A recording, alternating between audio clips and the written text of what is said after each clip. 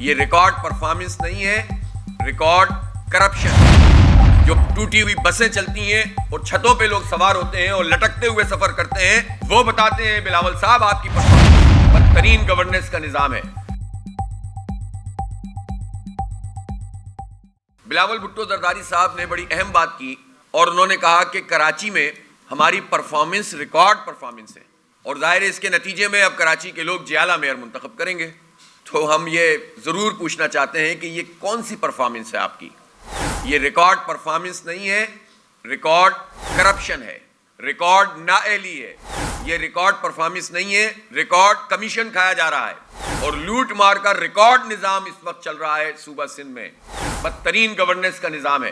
کراچی میں چلنے پھرنے والے لوگ اس بات کو جانتے ہیں, آپ کی پرفارمنس پہ ہر سڑک بول رہی ہے.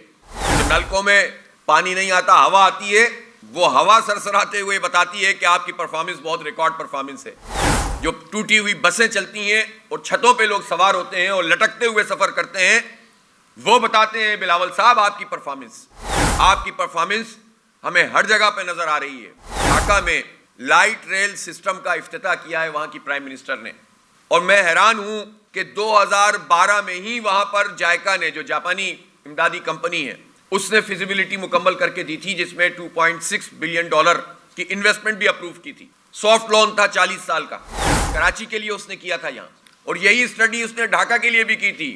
انہوں نے لائٹ ریل سسٹم کا آغاز کر دیا, اور ہمارے ہاں یہ منصوبہ پیپلز پارٹی کی مسلسل حکومت ہے, وفاق میں بھی رہی, صوبے میں بھی ہے, پھر وفاق میں بھی ہے, اور ان کے ساتھ یہ سب پارٹیاں اتحادی رہیں.